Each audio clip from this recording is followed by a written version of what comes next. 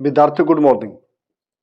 आज विद्यार्थियों हम क्लास 12th, ठीक है, क्लास 12th और चैप्टर 9th और जो आपकी बुक है पार्ट 2 उसका करेंगे बच्चों। Chapter 9th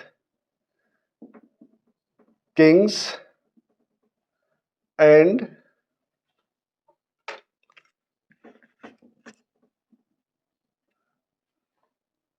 chronicles. ये बच्चों कि शासक और इतिवृत्त, ठीक है, उनके बारे में जानकारियां। और बच्चों कौन सी उसमें ही सेंचुरी में 16th और 17th सेंचुरी एडी बच्चों इसमें। अब इस बारे में आप लोगों को सभी पता है, सभी को पता है कि भी 1526 में मुगल साम्राज्य, Mughal kingdom was established by Babur. He defeated Ibrahim Lodi in the battle of first battle of Panipat. Clear. अब इसके बाद 1530 तक ये बाबर है, बाबर। उसके बाद हुमायूं। क्लियर है। 1530 से लेके 40 विद्यार्थियों और 1555 से लेकर के 56 तक, क्योंकि बीच से में जो 15th ईयर है, ये जो अफगान डायनेस्टी थी सिरसा सूरी, वो बच्चों 1540 से 45 तक, फिर उसके सक्सेसर वे थे। अब उसके बाद फिर वापस आई, सरहिंद की लड़ाई के बाद फिर वापस आया। अब इसके बाद अकबर। अब अकबर 1556 से लेके 1605 तक। उसके बाद सलीम या जहांगीर। कब से कब तक? 1605 से लेकर के 27 तक। शाहजहां 1628 से लेके 1658 तक। फिर औरंगजेब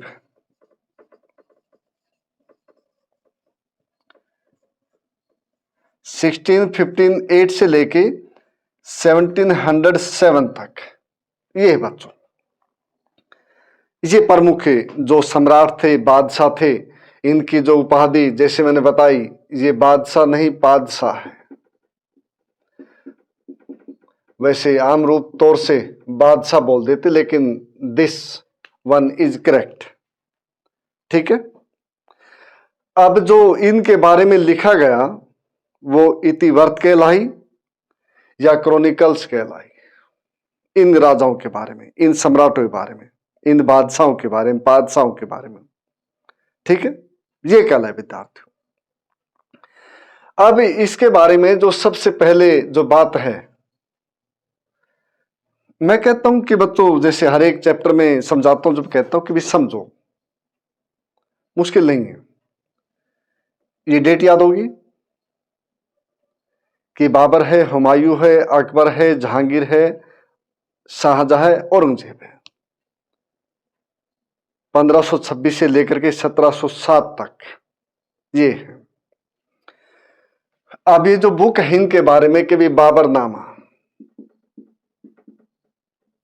क्लियर है। हुमायूं नामा,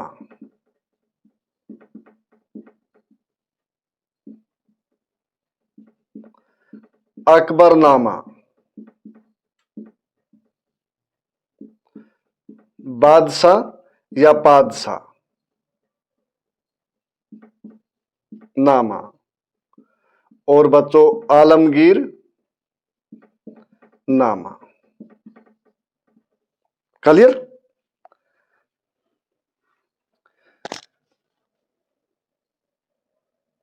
ये प्रमुख पुस्तकें हैं। जो आलमगीर नामा बच्चों, ये आलमगीर नामा मतलब आलमगीर इसकी उपाधि थी औरंगजेब की। इसकी उपाधि थी। ठीक है, इनकी ये पुस्तक लिखी मिर्जा मोहम्मद काजी, ये इन्होंने लिखी, मिर्जा मोहम्मद काजी। बादशाहनामा या पादशाहनामा एक बात है। इनायत खां,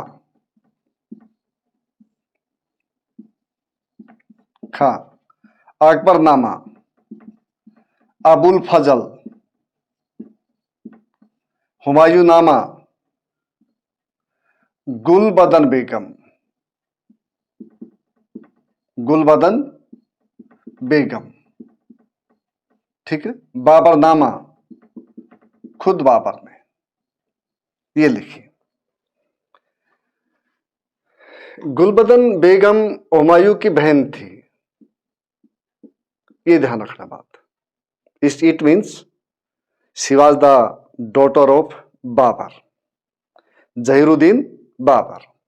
ठीक है जी। अब अकबर ने जब कहा तो अकबर के कहने के बाद फिर लिखी इन्होंने, वैसा नहीं लिखा, अकबर के कहने के बाद लिखा। ठीक है, उसके बाद जो अकबरनामा है ये अबुल फजल, ये शेख मुबारक है उनके बेटे थे, अबुल फजल और फैजी दोनों। ठीक है, तो उन्होंने लिखा 7 साल लगे। ये जो तुर्की भाषा है उसमें लिखी गई थी ये। उसके बाद सारी की सारी जो पुस्तकें हैं फारसी जो भाषा है या हम कहें कि पर्शियन, उसमें लिखी गई है। ठीक है, ये उनमें लिखी गई है। बादशाहनामा शाहजहां के समय में लिखी है, शाहजहां के समय, उनके समय में लिखी है। ठीक है, मिर्जा मोहम्मद काजी ने आलमगीरनामा औरंगजेब के समय में लिखी थी। ठीक है, औरंगजेब के समय में लिखी बच्चों। एक पुस्तक और रह गई जिसका अब्दुल हमीद लाहौरी इन्होंने लिखी है। ठीक है, एक पुस्तक और भी इनमें।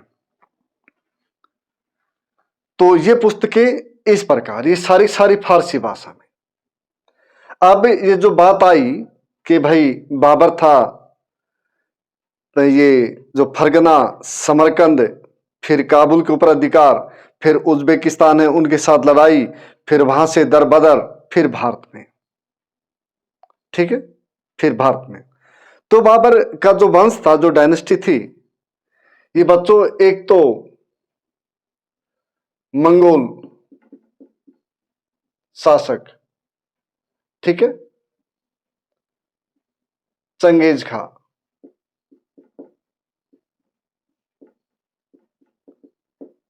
उनसे संबंधित थे। ठीक है, एक दूसरे तैमूर लंग से, तैमूर लंग इनसे संबंधित थे। तैमूर लेन इंग्लिश में बोलते हैं, और हिंदी की जो किताबें कुछ उसमें तैमूर लेन उसमें भी लिखा हुआ है, लेकिन जो हिंदी है जैसे आम हरी मतलब बोली जाती, तैमूर लंग ये बोलते विद्यार्थी। ठीक है, तो बाबर इनको संबंध नहीं करता अपने आप को चंगेज खां से। इनको तो कहता कि ये तो जो बर्बर है उनका एक झुंड है, इसके बारे में ये कहता है, और अपने आप को तैमूर लंग है उससे संबंधित करता है, तैमूर लंग से।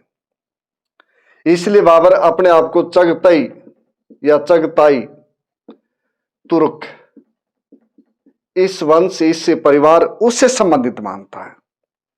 क्लियर है, उससे संबंधित मानता है। इसमें बच्चों एक बात बताऊं मैं कि इसमें जो समय, जो सोशल, कल्चरल और एडमिनिस्ट्रेटिव, इसका जिक्र ज्यादा है। न कि जो पहले जो किताबें थी कि भी राजा ने किसको हराया, किसको जीता, कौन मारा, कौन ये हुआ, उस प्रकार की बातें नहीं है। एक तरह से हम कहें भाई कल्चरल हिस्ट्री, ये वो है। ठीक है, तो इनमें फारसी भाषा में, अब फारसी के साथ साथ ये हुआ कि विद्यार्थियों कि यहां पे एक हिंदवी भाषा शुरू थी, हिंदवी, जिसको हमें हिंदी कहें, वो थी। अब फारसी से और हिंदवी के जो मेल से एक भाषा दूसरी निकल के आई, तीसरी, इन दोनों के मेल से, वो भाषा बच्चों उर्दू, ये भाषा निकल के आई। जबकि ये बात भी क्लियर है कि जो मिलिट्री कैंप थे, मिलिट्री जो कैंप थे, ये उनकी भाषा थी, उर्दू भाषा शुरू में, जिसका प्रचलन शुरू हुआ, जो मिलिट्री के जो कैंप थे वहां से शुरू होती है। राज दरबार की भाषा नहीं थी, राज दरबार की भाषा थी वो फारसी थी। कभी सोचोगे उर्दू मुसलमानों की भाषा रही है इसलिए राज दरबार की भाषा रही हो, नहीं, ये मिलिट्री से शुरू होकर के फिर आम बोल चाल में, क्योंकि इसका जो बोलने का जो लहजा है और इसमें जो एक मिठास है, उसके कारण इसकी प्रसिद्धि मिली। फिर बाद में चल के जैसे हिंदी फिल्म इंडस्ट्री, उसमें इसके शब्दों का, लफ्जों का बड़ा प्रयोग किया गया। ठीक है, इसलिए ये अपने आप में एक अच्छी खासी मतलब भाषा बोलने वाले का समूह तैयार कर पाई, ये काम रहा। ठीक है, एक ही बात बच्चों, तो उर्दू भाषा ये आई विद्यार्थियों। तो शासक वे, राइटर किताब ये, और चगते तुर्क बाबर, और उसके बाद फारसी भाषा, दरबार की भाषा, और उसके साथ फिर एक और भाषा निकली हिंदवी के मेल से, वो उर्दू थी। जिस प्रकार जो अकबरनामा है इसके 3 जिल्द हैं, 3 जिल्द। 3 जिल्द का मतलब बच्चों के भी 3 बुक्स, 3 पार्ट्स, इसका मतलब ये है 3 भागों में बांटी हुई है। ठीक है, ये अबुल फजल ने लिखी थी, और अबुल फजल ने लिखी तो इसमें शुरू से लेकर, और शुरू के जो किताबें हैं पहली और दूसरी, वो हिस्टोरिकल है, हिस्ट्री से संबंधित है। जो इसके एंसेस्टर्स है और है आदम से लेकर के अब और अकबर तक की बातें लिखी गई उसमें। उसके बाद फिर दूसरा फेज है, वो भी उसके जो प्रशासन से संबंधित था और परिवार की जो गतिविधियां थी उससे संबंधित था। फिर वो था जो इसके बाद आइन अकबरी, आइन ए अकबरी, ये तो बच्चों तीसरा भाग है, इसका तीसरा पार्ट है, ये बात ध्यान रखो। ठीक है, तीसरा भाग है, और आईने अकबरी के भी 5 भाग है, आईने अकबरी के 5 भाग है। इसी प्रकार जो बादशाह नामा लिखा इनायत खान ने, इसके भी 3 भाग है, इसके भी 3 भाग है। और ये बूढ़ा हो गए इनायत खान, ये पूरा नहीं हो पाया, इसलिए इसको जो पूरा किया बाद में फिर वारिस ने किया था, पूरा वारिस ने, उन्होंने पूरा किया था इसको। ठीक है, जो बादशाहनामा या बादशाहनामा एक बात है, उसको पूरा किया उन्होंने। अब इसमें इसके साथ साथ फिर जो दूसरी बात चली कि पुस्तकें थी, तो पुस्तकें जो बनाने में जो सुलेखक थे, सुलेखक, जिल्द साज, इनकी बड़ी इज्जत थी, और चित्रकार, क्योंकि पुस्तकों में ये चित्र बनाए गए हैं।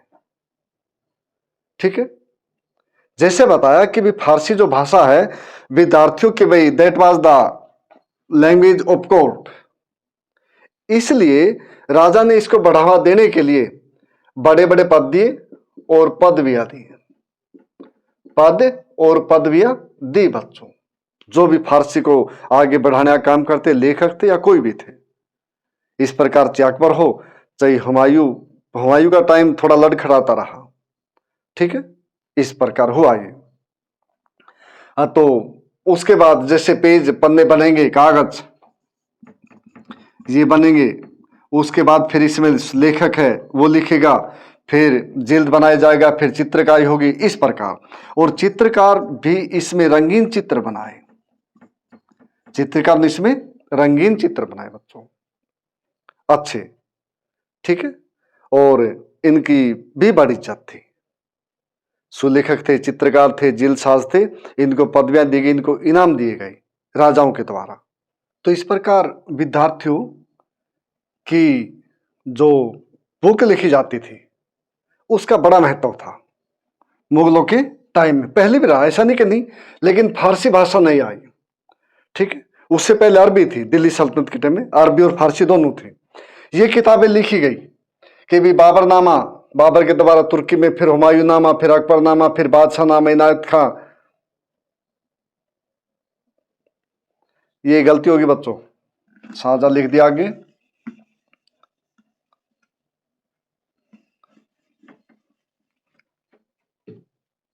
शाहजहानामा,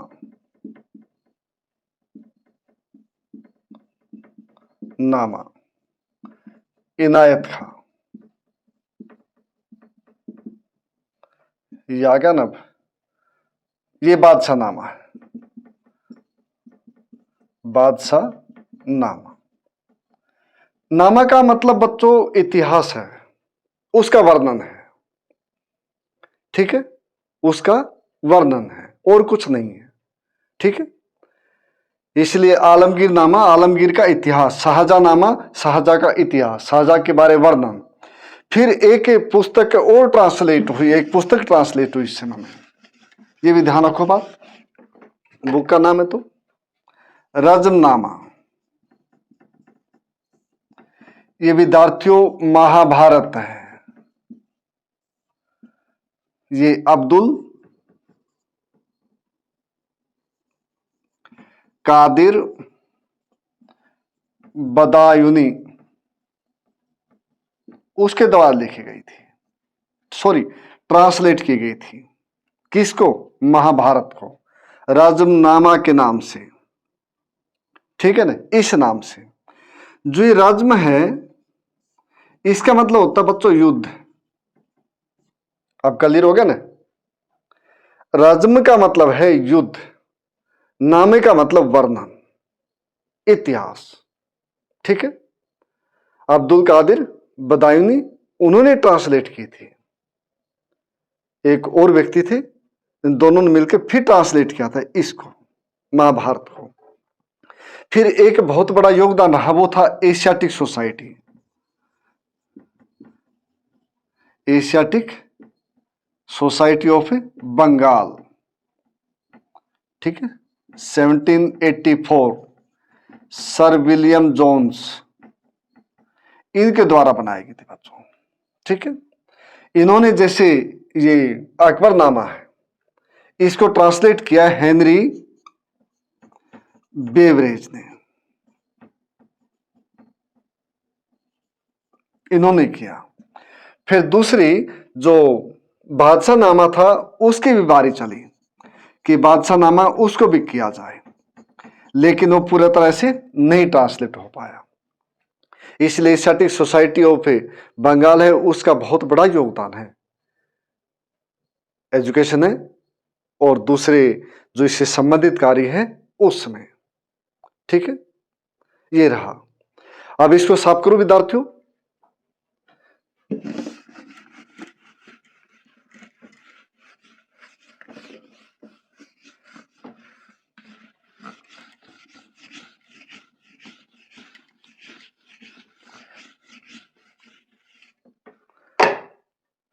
अब जैसे बताया था कि भाई किताबें छपी, लिखी गई, हाथ से लिखते थे, ठीक है ना, पांडु उसको बोलते, पांडुलिपि, मैन्युस्क्रिप्ट उसको बोलते बच्चों।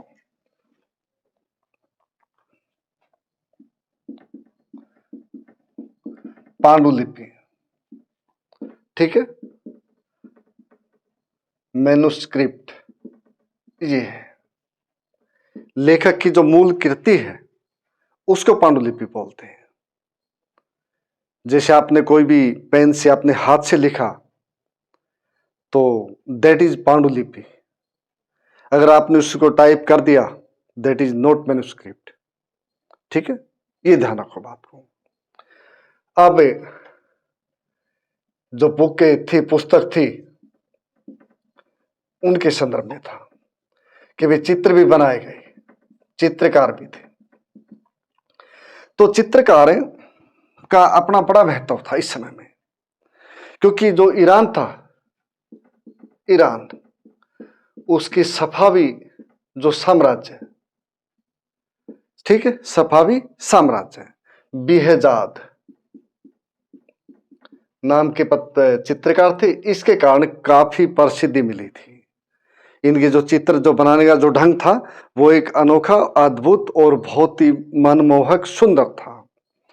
इसलिए वहां से दो चित्रकार भी आए थे जब हुमायूं ने जब शरण ली थी।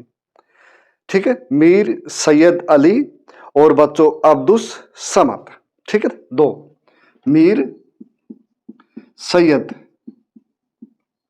अली और विद्यार्थियों अब्दुस समद, ये आए थे। ठीक है, तो फिर चित्रकारी शुरू हुई हुमायूं के टाइम में भारत में। अकबर है उसके टाइम में काफी ऊंचाई पे गई। फिर जहांगीर के टाइम में जो मिनीचर जो वर्क था, जो माइन्यूट, मतलब उसमें पक्षी ये उन वो भी बनने लगे थे। और यहाँ पे जो अबुल फजल थे, अबुल फजल ये थे बच्चों, ये फारसी भी, संस्कृत भी और यूनानी दर्शन उनके ज्ञाता थे आदमी। ठीक है, और ये एक उदारवादी आदमी थे, मॉडरेट, नॉट ए बाइगॉट पर्सन। ठीक है, ही वॉज वेरी मॉडरेट। इसलिए एक जो मजहर था, मजहर नामा बोलते जिसको, जो अकबर ने पढ़ा था 1579। ठीक है, हाँ, तो इनके जो भाई फैजी थे, that was written by Faizi. ठीक है, that was written by Faizi. Clear है? मैं फिर कह रहा हूं बच्चों कि जैसे सबसे बड़ी बात यह कि भी जो कंसेप्ट है ना, आप उसको समझ लो, फिर कोई दिक्कत नहीं आएगी। कि मजरनामा ये थे कि फैजी ने लिखा, इसका मतलब ये था कि भी जो मुस्लिम जो बातें हैं धार्मिक, जिसमें काजी या मौलवी, धार्मिक जो भी गुरु थे, पर्सन थे, इन सब से ऊपर रख दिया अकबर को उठा के मजरनामा में। ठीक है, क्योंकि जो चित्रकार की बात थी, तो चित्र इसमें जब पशु पक्षी इंसान इस प्रकार लिखे गए, पैगंबर मोहम्मद, तो दूसरे जो मौलवी वर्ग था उन्होंने विरोध किया था कि भी नहीं बनने चाहिए इस प्रकार, क्योंकि जो हमारे रचनाकार है उनका हम बनाएं वो बात अच्छी नहीं है, ये बात चली थी। लेकिन इन्होंने इस बात के ऊपर कोई ज्यादा जोर नहीं दिया, क्योंकि राज्य और धर्म, अकबर ने दोनों ने अलग अलग बातें मानी। क्योंकि अकबर ने जो शादी की हिंदू लड़कियों से की, जिसमें भारमल की लड़की प्रमुख थी, राजा भारमल। ठीक है, जयपुर आमेर के राजा, उनकी लड़की थी। अब उसके बारे में यह कहा जाता है कि भाई हरका बाई या मानबाई, अब जो जोधाबाई है ये तो जोधपुर की थी बच्चों, यहां तो जहांगीर की शादी हुई थी। लेकिन पिक्चर चली कि भाई ऐश्वर्या राय, ऋतिक रोशन की जो फिल्मकार है, डायरेक्टर, प्रोड्यूसर है, उनको मिर्च मसाला चाहिए। ठीक है, उनको मिर्च मसाला चाहिए कि उनको पैसे कमाना है, उनको इतिहास के तथ्यों से इतना कोई लेना देना नहीं खास। ये नाम किस प्रकार चेंज हुआ, मैनिपुलेट हुआ, उसके बारे में नहीं पता, लेकिन जो पुरानी किताबें हैं उसमें हरकाबाई और मानबाई ये नाम है। ठीक है, राय दत्ता चौधरी, उसमें भी जो दूसरी बुक है अलीगढ़ मुस्लिम यूनिवर्सिटी की, उन्होंने भी, उसमें नाम है। और यहां पे फिर ये जिस चित्र की बात चली थी, हाँ, तो इसमें ये हुआ कि भाई जो थे इनका जो वंश परंपरा, जैसे बता भाई तुर्क थे, चगतई तुर्क ये थे। अब इसके पीछे कहानी है कि भाई ये माना जाता कि जो तुर्क के ये थी रानी इनकी, ठीक है, मंगोल, सॉरी, जो मंगोल रानी थी, वो एक दिन अपने कैंप में सो रही थी। अलान कुआ नाम उसका, क्या नाम है? मंगोल रानी अलान कुआ, ये सो रही थी और यहां से सूर्य की किरणें इसके ऊपर आई, ठीक है, इसके ऊपर पड़ी जो रानी थी, और इसी रानी की सूर्य की जो किरणें पड़ी, इसी से ये प्रेग्नेंट हो गई, ठीक है। सूर्य की किरणों, जैसे भारतीय जो माइथोलॉजी उसमें भी है, जैसे महाभारत में देखते हैं हम, कुंती भाई सूर्य पुत्र कर्ण है, ये उससे हुआ, ये उससे हुआ। इसी प्रकार जो रावण रामायण है उसमें भी इस प्रकार है, खीर खाने से भाई गर्भवती हुई महिलाएं, इस प्रकार है। तो ये मिथ, ये नहीं कि भारत में, ये मिथ हर जगह है। आज चाहे अमेरिका है, जापान है, चाहे ब्रिटेन, यूरोप है, कोई भी देश मान लीजिए, ये जो माइथोलॉजी हर जगह मिलेंगे बच्चों, ठीक है। क्योंकि ये लेखक के खुद की दिमाग की एक, क्या कहें हम, प्रोडक्शन कहें या क्रिएटिविटी कहें, ये उससे संबंधित है, ठीक। तो यहां के बाद फिर देवी सिद्धांत मान लिया, देवीय उत्पत्ति राज की, ठीक है, या सरकार की, ये मान लिया। और ये मानने के साथ फिर एक और हुआ था, शिहाबुद्दीन सुहरावर्दी, शिहाबुद्दीन सुहरावर्दी, इन्होंने भी किया बच्चों, सूर्य का जो सिद्धांत है, जो देवीय सिद्धांत था, इन्होंने भी उसका वर्णन किया है, देवी सिद्धांत का। और इसका जो बात रही कि अबुल फजल, इन्होंने जो राजत्व का सिद्धांत था, जो मैंने राज सरकार लिखा, राजत्व का सिद्धांत कि थ्योरी ऑफ किंगशिप, ठीक है, थ्योरी ऑफ किंगशिप सिद्धांत, ये काफी सख्त आदमी थे इसको ऊपर बढ़ाने में, कि भी नहीं, इस प्रकार की बातें होनी चाहिए कि जो राजा है उसका जो स्थान है वो सबसे ऊपर है, ये बात चली, ठीक है। इसलिए मंगोल जो रानी अलान कुआ वहां से चले कि भी उसके जो कैंप था वो रेस्ट करी थी, और वहां से फिर सूर्य की किरणें उसके ऊपर पड़ी, उससे वो मतलब क्या बोलते प्रेग्नेंट हो गई, और उसके बाद फिर जो चले आगे फिर देवी सिद्धांत चल गया। नहीं तो ये भी है कि भी ये जो थे कि भी तैमूर लंग का जो बड़ा बेटा था, सारे सारे सब उसका अपना वंश, मतलब उनके वंशज मानते हैं, उससे जोड़ते हैं इनको, ठीक है। जैसे पता है कि तैमूर लंग और चंगेज खां दोनों से संबंधित थे, बाप की तरफ से तैमूर लंग से, मां की तरफ से मंगोल से, ठीक, उनसे संबंधित थे। इसको साफ करो बच्चों।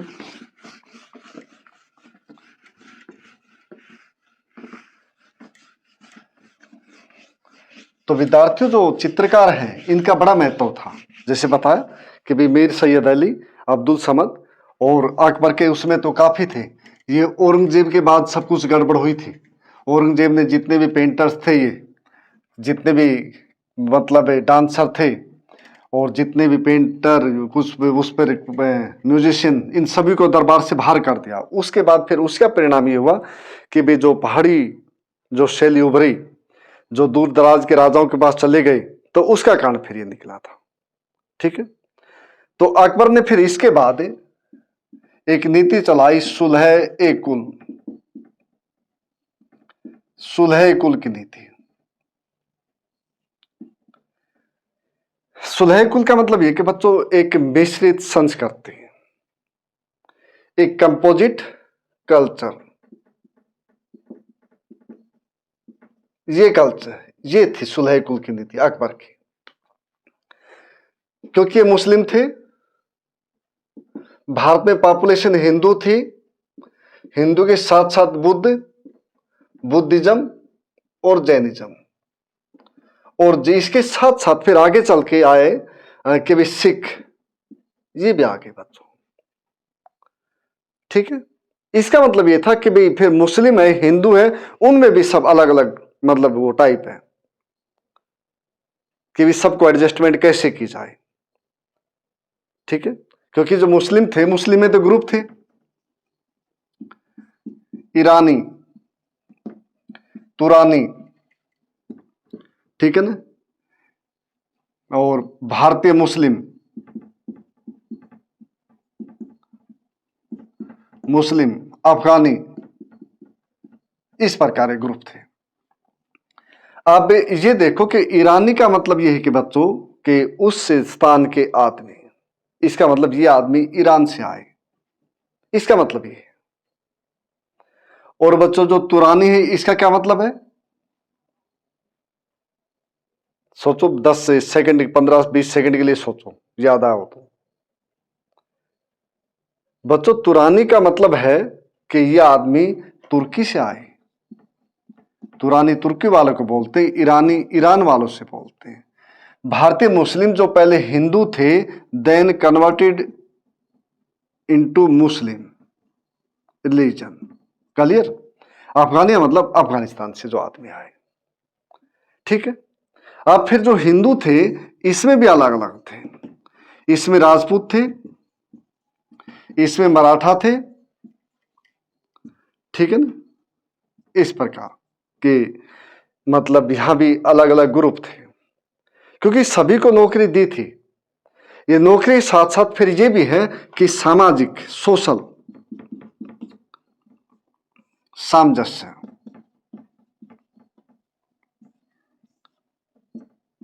बनाए, कैसे बनाया जाए, ये था। फिर इसी से निकला सिद्धांत है कि सोशल कॉन्ट्रैक्ट, सोशल कॉन्ट्रैक्ट, ये सिद्धांत निकला बच्चों। Social contract of kingship in during the Mughal period. इन्होंने कहा सोशल कॉन्ट्रैक्ट, इसके जो प्रवर्तक एक तरह से डिफाइन करने वाले अबुल फजल, ये रहे बच्चों। ठीक है, अबुल फजल ने कहा अगर धन, जीवन, सम्मान, ठीक है ना, धन, जीवन और सम्मान, और इसके साथ साथ एक बात और, 4 बातें इसमें, ठीक है ना, ये जिम्मेदारी किसकी है मेंटेन करना? ये बादशाह की है, बादशाह की जिम्मेदारी बच्चों। ठीक है, उसको बनाए रखना, ये बात अबुल फजल ने कहा। लेकिन उसके बदले में ये क्या देगा राजा? नहीं, धन की रिस्पॉन्सिबिलिटी राजा की, जीवन की रिस्पॉन्सिबिलिटी राजा की, सम्मान की रिस्पॉन्सिबिलिटी राजा की। एक और रहेगी, 4 चीजें जो रिस्पॉन्सिबिलिटी राजा की, to maintain, to save, to secure, ठीक है, सेफ्टी एंड सिक्योरिटी जो पब्लिक को देगा। ये इसके बदले में क्या उम्मीद करता है राजा? कि भी मेरे आज्ञा पालक होने चाहिए। और दूसरी बात, जो रिसोर्सिस है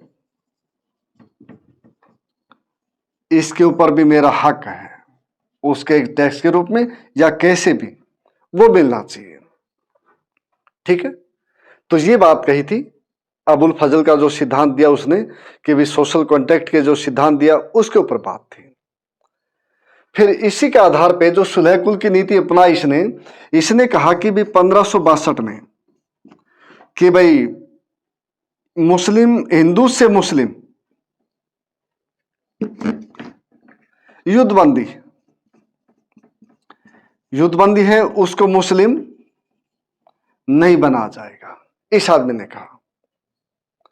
इसने फिर कहा कि भाई तीर्थ जो कर है, तीर्थ कर ये, और जजिया कर ये, ठीक है, इनको माफ कर दो 1563 में, 1564 में, 1563। और बच्चों 1564 फिर इसने राजधानी बना दी फतेहपुर सीकरी। फतेहपुर सीकरी, ठीक है, आगरा के पास बच्चों। 1571 में फिर यहां पे खोला इसने इबादत खाना, फिर इन्होंने ये खोला, ठीक है। और इबादत ये कहा कि भी 1562 में कि युद्धबंदी है जो उनको मुस्लिम नहीं बना जाएगा, जो धर्म उसका वही रहेगा। तीर्थकर है ये बंद कर दिया, जैसे तीर्थकर भाई कोई भी मंदिर है या कोई नदी है उस पे ऊपर जाते टैक्स लगता था।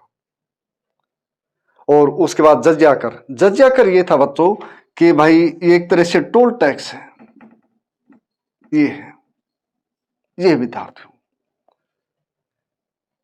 कि ये ब्राह्मण है उस पे नहीं था, जो लंगड़ा है लूला है उस पे नहीं था, जो ऐसा है उस पे नहीं था, लेकिन गरीब पे था। ये ध्यान रखना कि भी जैसे 12, 24 और 48 तीन रेशो थी कि 12 रुपए ले जाएंगे, 24 रुपए, 48 रुपए अमीरों से। ब्राह्मण पे नहीं था, लेकिन औरंगजेब ने उस पे भी लगा दिया।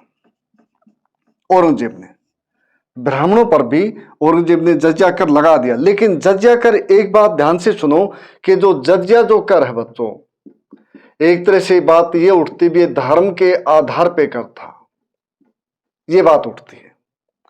लेकिन किताबों के अनुसार या कोई भी अब्दुल्लाई किताब हो या कोई पांडे किताब, दूसरी किताबें हो, ठीक है, जो मुस्लिम राइटर है निजामी एंड हबीब की, ये कहते कि नहीं, ये सेफ्टी और सिक्योरिटी उसके बदले में कर था कि हम तुम्हारी जान की भी, हम तुम्हारे माल की भी रक्षा करेंगे और तुम हमारे को ये दे दो जजिया, ठीक है।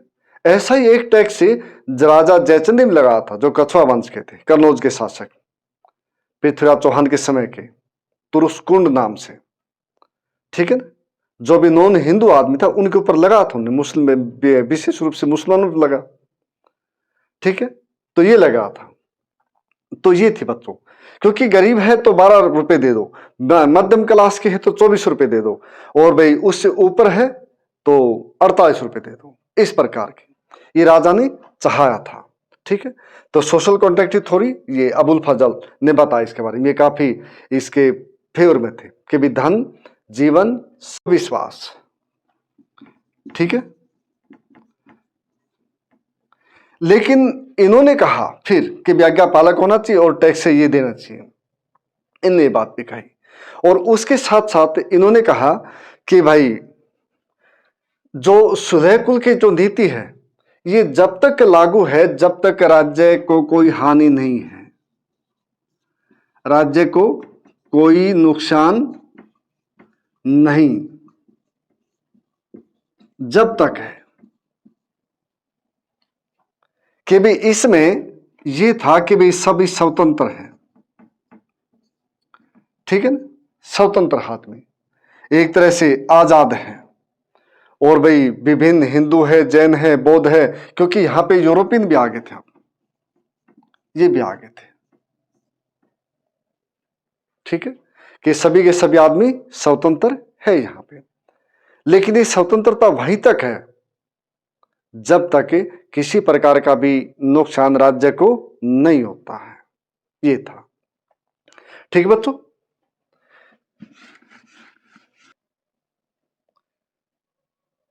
हरम, ठीक है बच्चों, हरम एक फारसी भाषा शब्द है और इसका मतलब होता पवित्र, ये ध्यान रखो। और इसके अंदर केवल और केवल महिलाएं रहेंगी, केवल महिलाएं और नहीं, ठीक है ना। और एंट्री है तो केवल जो बादशाह है उसकी एंट्री यहां पे, और किसी की नहीं है। महिलाओं में दादी से लेकर के मां, बहन, पत्नी, बेटी, एटसेट्रा, सभी रहेंगे यहाँ पे। ये नहीं कोई एक ही रहेंगी कि केवल पत्नी पत्नी रहेंगी बादशाह की, वो नहीं है, सारी महिलाएं रहेंगी यहाँ पे, ये ध्यान रखिए बात, ठीक है ना। जो बेगम है, जैसे मानते हैं कि बेगम, ठीक है, इनकी जो पत्नियां हैं ये रहेंगी बिल्कुल, लेकिन इनके साथ साथ ये भी रहेंगी, सारी महिलाएं रहेंगी यहाँ पे, जो भी राज परिवार की महिलाएं सारी यहाँ पे रहेंगी।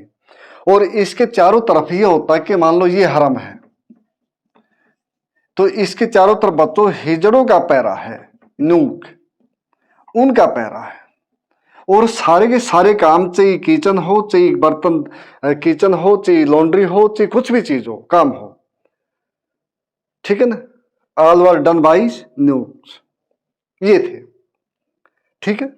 और इसके साथ ये तो बेगम में होगी। मुस्लिम धर्म के अनुसार 4 विवाह अलाउड है, शरीयत जो कहता 4 विवाह कर लो भाई। अब इसके साथ ये जो बेगम है, बेगमें हैं, दूसरे जो दर्जे की महिलाएं आई वो आई अगाहा, दो सेकंड दर्जा महिलाएं। उसके बाद 3rd दर्जे की आई अगाचा,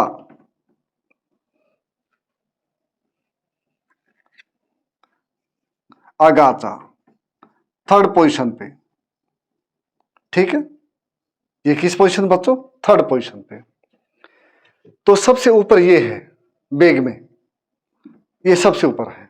उसके बाद ये पत्नियां हैं, ये ध्यान रखना बात, मेन पत्नी ये है, ये एक तरह से कनकुबाइन कहें हम इनको, ये कहें हम, ठीक है ना, ये भी है रखेल। और 3rd नंबर पे अगाचा, हाँ ये भी है कि भाई इनकी पोजीशन ऊपर हो सकती थी,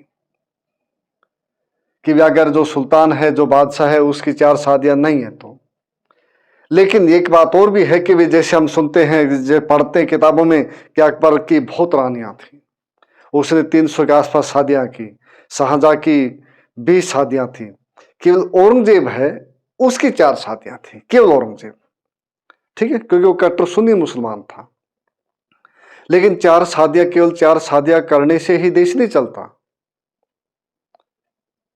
देश तो वो भी चला देते जिन्हें शादियां नहीं की।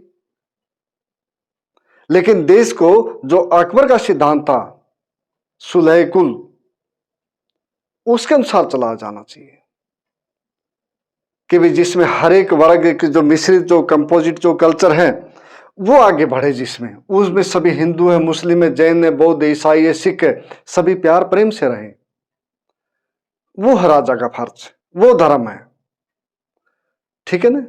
कभी सोचोगे धर्म ये है कि भाई कोई इसमें शरीयत में लिखा है, कोई मनुस्मृति में लिखा, वो नहीं है। उनके अनुसार तो जो महिलाएं केवल बच्चा पैदा करने की एक मशीन है, और कुछ नहीं है, ठीक है ना। जहां तक मैंने पढ़ा कि भी नहीं, इनका जो तात्पर्य है केवल अच्छी जो नस्ल है उसको पैदा करना, और नहीं है। तो उससे तात्पर्य नहीं बच्चों कि भाई एक शादी की, 10 की, 20 की, क्योंकि उस समय गलत है, इसमें कोई दो राय नहीं है कि भाई एक से ज्यादा शादियां करना वो गलत है, ठीक है। लेकिन अकबर ने कहा भी था बाद में कि शादियां कम करनी चाहिए, और 16 बरस लड़के की उम्र, 14 बरस लड़की की उम्र, ये शादी के लिए उसने रखी थी, ठीक है ना। अकबर को वैसे महान नहीं कहते, कभी सोचो वैसे महान बन गया अकबर, ऐसा नहीं बना। उसने एक कंपोजिट कल्चर था उसको डेवलप किया था देश में, ठीक है। हाँ, तो इस प्रकार की बातें ये रही विद्यार्थियों। अब फिर दरबार, दरबार रहा कि राजा है सुल्तान, वो सोया, सो करके उठा, उसके बाद ये झरोखा दर्शन करे देगा, झरोखा दर्शन 1 घंटा, उसके बाद ये दीवाने आम में जाएगा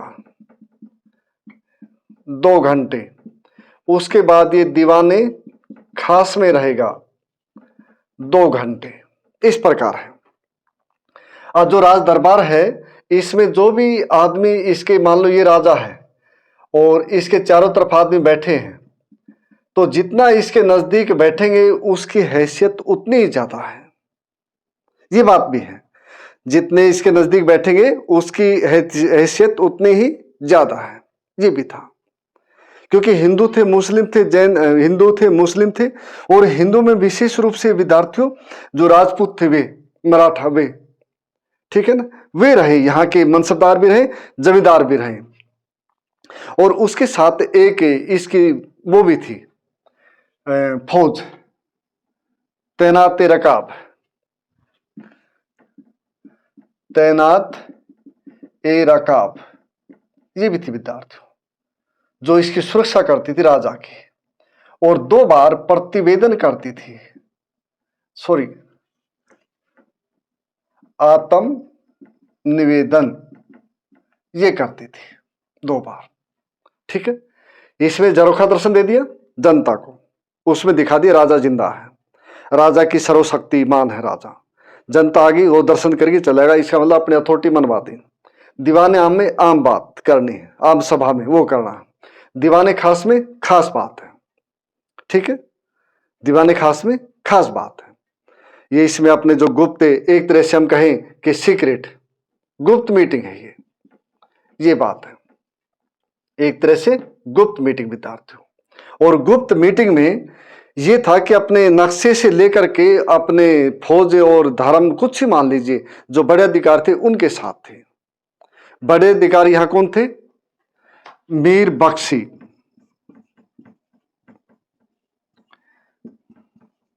दीवान ए आला,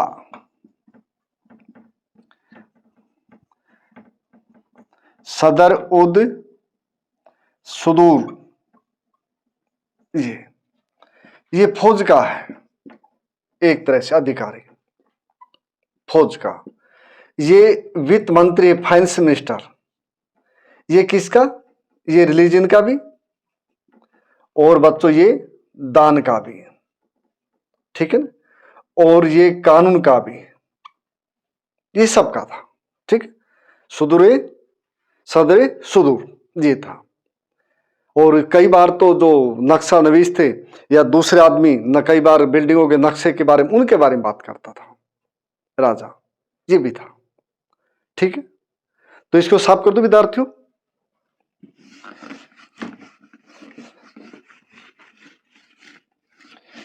हाँ, डेकोरम था दरबार में, जितना जो पावरफुल होगा वो राजा के नजदीक उतना ही बैठेगा, जिसकी पावर ज्यादा होगी वही नजदीक है, पावर नहीं है तो फिर वो दूर है राजा से।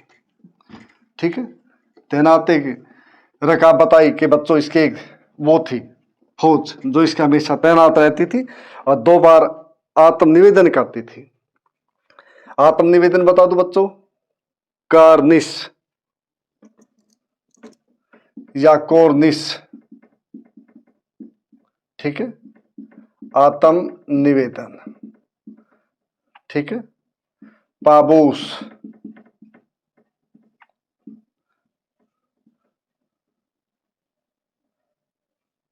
जमीबोस, ये भी था। ठीक है, इस प्रकार की थी। इसको सिजदा कहो आप, ये भी कह सकते हो। कॉर्निस से बच्चों के जो हाथ है, राजा मिला, कोई बड़ा आदमी मिला, तो उसके आगे फिर ऐसे करके झुकना, सलाम करना, to salute with band before the elder और रिस्पेक्टेड पर्सन। ठीक है, वो कॉर्निस। आत्म निवेदन ये है कि 4 तस्लीम। अब ये 4 तस्लीम ये बच्चों की 4 बार आदमी इस प्रकार की एक्टिविटी करेगा, उसको बोलेंगे आत्म निवेदन। जो सिजदा है पाबो से, ये भी झुक करके नमस्कार है। जब भी वो से, ये दंडवत प्रणाम है, दंडवत प्रणाम है। ठीक है, ये वो है।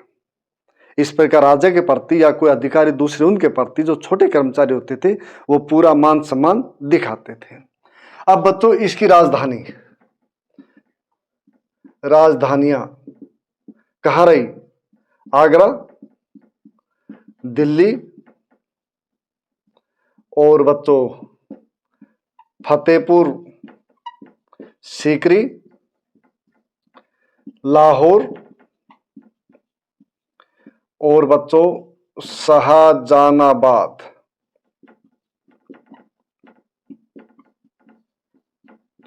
(1648). ठीक है, ये रही बच्चों मुगल सम्राटों की। दिल्ली रही, आगरा रही शुरू में, फिर फतेहपुर सीकरी, ये अकबर ने बनवाई आगरे के पास थी। यहाँ पे शेख सलीम चिश्ती उसकी दरगाह थी, और अकबर यहाँ जाता था कि भाई उसकी रानी थी, उसके बेटे नहीं हुए थे, ये बात है, और बेटे नहीं हुए थे तो यहां जाकर के उसको बेटा पैदा हुआ, तो जिसका नाम इसने सलीम रखा था, क्योंकि शेख सलीम चिश्ती की दरगाह थी। और उससे पहले अकबर की जो पत्नी थी उससे 2 बेटे हो चुके थे, हसन और हुसैन, जो कुछ महीनों के ही होकर के मर गए थे। ठीक है, इसलिए जहांगीर को बचपन का नाम सलीम है या शेखू बाबा है। फिर अकबर ने यहाँ पे बहुत अच्छा एक दरगाह बनवाई शेख सलीम चिश्ती की, उसमें व्हाइट मार्बल की। लाहौर अकबर 1585 में गया, ठीक है, राजधानी वहां ले गया। फिर शाहजहानाबाद, फिर ये शाहजहां के टाइम में 1648 में। और इसके 7 बच्चों, एक तो गुलबदन बेगम, नूरजहां, जहां आरा, रोशन आरा, ये महिलाएं, काफी योगदान रहा इनका सामाजिक आर्थिक क्षेत्र में, इनका भी रहा। नूरजहां का, इनका तो व्यापारिक गतिविधियां थी, इनके जहाज चलते थे। जहारा तो जो सूरत जो बंदरगाह है, यहां से भी इसको धन आता था। और झारा ने तो जो शाहजहानाबाद है, इसमें जो शाहजहां ने बनवाई 1648 में, एक तो लाल किला, रेड फोर्ट बच्चों, दूसरा जामा मस्जिद, और तीसरा चांदनी चौक, ये बने। तो इनके कई के वस्तु मतलब नक्शे, ठीक है ना, वास्तुकार ये झारा थी, ये किया इन्हें। ठीक है, तो महिलाओं का योगदान रहा, ऐसा नहीं कि नहीं रहा, जबकि ये भी रहा कि महिलाएं का मुगल जो सम्राट विवाह करने से कतराते रहे। जैसे दारा शिकोह की शादी है, दारा शिकोह, उसकी शादी किसके साथ हुई? नादिरा के। नादिरा कौन थी? परवेज की लड़की। ठीक है, परवेज कौन है? अकबर का बेटा, अकबर का बेटा। 4 बेटे थे, सलीम, परवेज, दनियाल और बच्चों शहरयार, ये थे। तो परवेज की लड़की थी। ठीक है, और इसका खर्चा जो 32 लाख रुपए खर्चाए, उसमें 16 लाख तो झारा ने दिए थे। ठीक है ना, 6 लाख रुपए शाही खजाने से निकाले गए थे। और उसके बाद फिर जो ये नादिरा की मां थी, फिर ये इसने दिए थे। इस प्रकार तो इन महिलाओं का योगदान भी काफी रहा, लेकिन उसके बावजूद भी महिलाओं को वो स्वतंत्रता नहीं थी, ये बात भी है। ठीक है, क्योंकि बहुत सी जो महिलाएं थी, लड़कियां थी, उनकी शादी नहीं हुई थी, इसलिए नहीं कि उनने कि भाई उनके जो दामाद बनेंगे वो आगे चल के फिर विद्रोह कर सकते, शासन है उसमें से हिस्सा मांग सकते हैं, इसलिए। लेकिन जो औरंगजेब इससे लेकर के, बाबर से लेकर के औरंगजेब तक, बादशाहों की गरिमा में कमी बहुत कम देखने को मिलती है, क्योंकि एक छत्रराज था और एक विशाल साम्राज्य था विद्यार्थियों, ये भी रहा इस समय में। ठीक है, तो आत्म निवेदन का हुए और बच्चों कोर्निस, पाबोस, सिजदा, जमीबोस, दंडवत। ठीक है,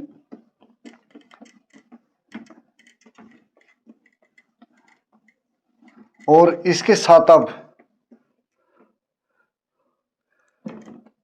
जो राज दरबार है उसकी जो और एक्टिविटी, उसके बारे में जिक्र करेंगे। और ईरान के शासक शाह अब्बास, उसके बारे में, और ओटोमन साम्राज्य। ठीक, राजा था जो सुल्तान, बादशाह, ये पदवियां भी देता है, पदवियां ये भी देता है, ये भेंट भी लेता है, भेंट ये भी लेता है विद्यार्थियों। ठीक है, जैसे खिल्लत, ये कहा जाता कि राजा के द्वारा जो पहना गया कपड़ा था वो था सरफा, जामा, पगड़ी और पटका। पगड़ी, पटका, जामा और सरपा। सरपा तो सिर से पैर तक की ड्रेस थी, तक की ड्रेस ये, ठीक है। और राजा भेंट भी लेता है जिसको नजर बोलेंगे, ठीक है। काफी महंगे भी, सस्ते भी। लेकिन जैसे टामसरो ये जब आए दरबार में तो इन्होंने एक अंगूठी दी, ठीक है, आसफ खां को, और इसकी वैल्यू 400 रुपए के आसपास थी। तो आसफ खां ने उसको लेने से मना कर दिया, ठीक है। आसफ खां ने उसको लेने से मना कर दिया विद्यार्थियों। इसका मतलब यह है कि जो कॉस्टली उपहार थे उनका चलन या प्रचलन था, ठीक है।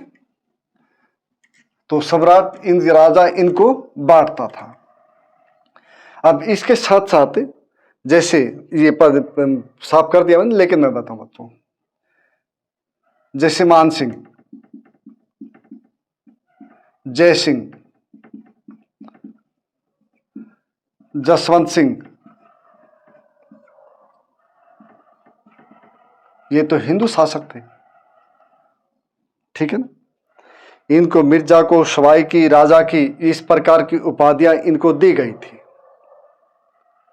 राजा के द्वारा, बादशाह के द्वारा। क्योंकि इस समय में एक तो राजपूत, दूसरे मराठा, ये भी ग्रुप सक्रिय थे। मुगल जो सम्राट है उसके जो राज दरबार था उसमें ये सक्रिय थे। और इनको मनसबदार, ठीक है, किससे शब्द निकला? मनसब से विद्यार्थियों। किसको इंडिकेट करता है? पोस्ट को या रैंक को। जैसे हम ये कह दे एक तरह से प्रिंसिपल, तो प्रिंसिपल का मतलब ये है कि भाई सारा जो स्कूल है उसको लुक आफ्टर करेंगे, जो उसका एडमिनिस्ट्रेशन है, जो उसकी टीचिंग है, जो उसका ऑफिस है, सबको स्मूथली रन करेंगे वे आते हैं। इसी प्रकार मनसबदार है कि मनसबदार जो इसका एरिया है, जो क्षेत्र है राजा के द्वारा, सुल्तान द्वारा दिया गया, उसमें ये देखिए मनसब का मतलब एक पद, ठीक है ना, कि जो जमीन है, जो क्षेत्र है, उसका धारण करने वाला ये है। इसके पास एक तो जात और एक सवार, ये होते विद्यार्थियों। जात का मतलब सैनिक और सवार का मतलब घोड़ा, ये है इस समय में। जात का मतलब सैनिक और सवार का मतलब घोड़ा, ये मेंटेन करते थे। तो इनकी जिम्मेदारी फौज की भी थी, प्रशासन की भी थी, न्याय की भी थी। इस प्रकार कई जिम्मेदारियों से ये लैस थे आदि मनसबदार ये थे। इसमें मुसलमानों के साथ साथ जो राजपूत थे, मराठा थे, मतलब हिंदू, वो भी थे मनसबदार। और इनको अमीर बोलते थे, अमीर एक वर्ग। और ये अमीर का जो प्लूरल है उमरा, ये उमरा, ठीक है, एक ये था। इसके साथ साथ यहाँ पे जो डाक प्रणाली थी यह भी काफी चुस्त थी। संदेश वाहक जिसको हम कहें, संदेश वाहक ये कहें जिसको, ठीक है। ये कहते हैं बांस का डिब्बा, बांस का डिब्बा, इसमें जो भी पत्र होता था उसमें डाल के फिर दूसरी जगह पे पहुंचाया जाता था। इसी प्रकार एक स्थान से दूसरे स्थान पे ऐसे ही संदेश पहुंचाए जाते थे और काफी एक्टिव थी प्रणाली, ये बात है। और इसके साथ जो इसका कंधार को लेके जो परेशानी रही, क्योंकि इसके ऊपर बाबर का वो था अधिकार, पहले रहा काबुल कंधार पे इनका रहा। फिर हुमायूं दरबदर हो गया और ईरान का जो शासक था उसके पास गया, उसके हेल्प से फिर वापस आया। और 1555 में जो मच्छीवाड़ा की लड़ाई उसमें लड़ करके फिर दिल्ली का सुल्तान बना था, बादशाह बना था, ठीक है। अब ये अकबर के टाइम में ठीक रहा, जहांगीर के टाइम में हाथ से निकल गया। जहांगीर ने एक दूत भी भेजा अपना राजदूत कि भी इसको कहो कि हमारे पास रहने दो, लेकिन 1622 का जो मिशन था वो असफल हुआ और उसने बात नहीं मानी। ठीक है ना, जो शाहबाज थे उसने बातें नहीं मानी थी इसने। अब शाहजहां के टाइम में एक तख्त ए मरास ये बनाया गया था विद्यार्थियों, जिसको हम कहते तख्ते ताउस। ठीक है, तख्ते ताउस बोलते इसको। ठीक है, तख्ते मरसा, ये बच्चों पूरा नाम ये बनाया गया था। इसमें के भी रतन सोना ये लगे थे। एक रूबी जो ईरान के शासक ने दी थी, सफावी वंश। कौन सा है? सफावी, ईरान, इन्होंने दी थी, वो भी लगी थी, जो बाद में फिर नादिर शाह ले गया 1739 में। ये भी रहा था इसमें। ठीक है,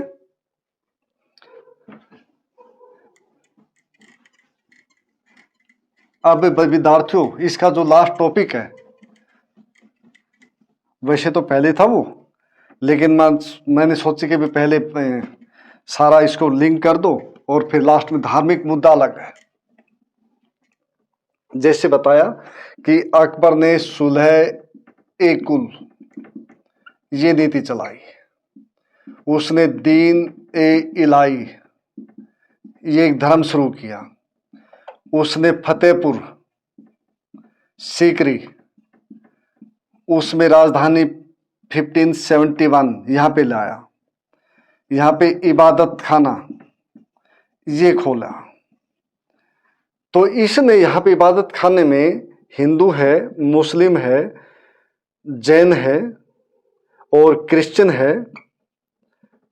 ठीक है ना, इन सभी को बुलाया डिस्कशन के लिए। ये तो विशेष रूप से गोवा भेजा अपने एक दूत को कि भी यहाँ से जो ईसाई मिस्त्री उनको बोल के लाओ डिस्कशन के लिए। फिर डिस्कशन होता है और यहां तक प्रभाव होता है कि भाई ये लगता है कि भाई अकबर ईसाई धर्म को ग्रहण कर लेगा। प्रभाव यहां तक था।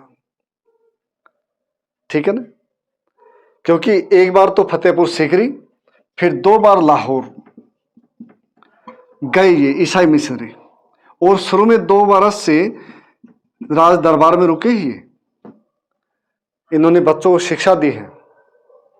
और खास बात यह कि अकबर बाइबल में जो मरियम मैरी है उसका फोटो देख के उनके आके झुके थे, दंडवत उनको प्रणाम किया था अकबर ने, और अपना एक सॉफ्ट कॉर्नर उनके लिए रखा था।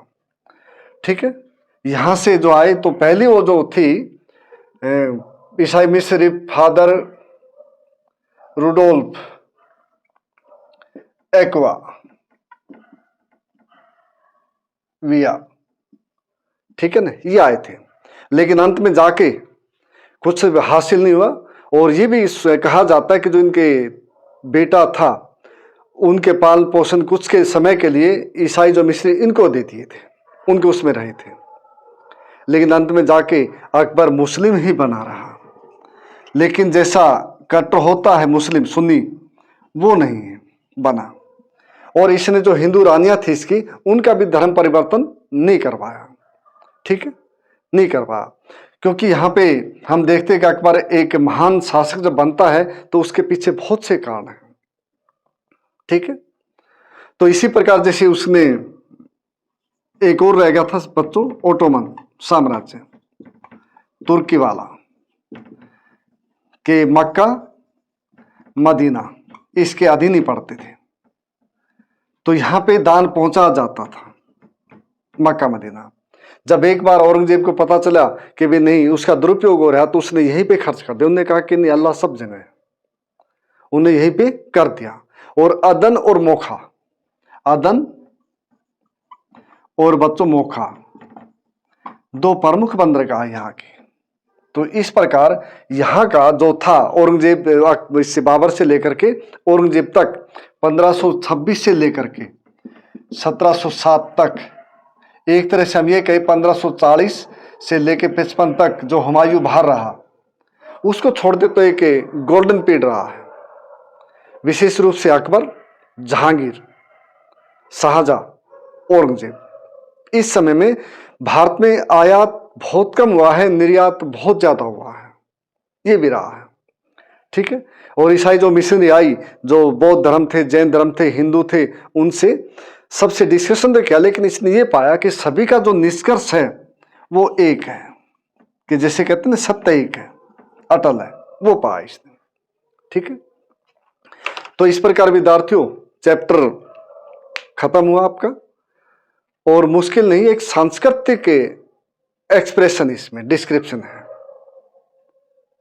चाहे उसमें शुरुआत की बात हो, चाहे फिर चगताई वंश की बात हो, तैमूर है, चंगेज खां है, उसके साथ दरबार है, और हरम है, और पेंटिंग है, किताब बनाना है, कुछ भी बात हो, लिखना है, कुछ भी बात हो, मतलब सांस्कृतिक ज्यादा पहलू थे इसके।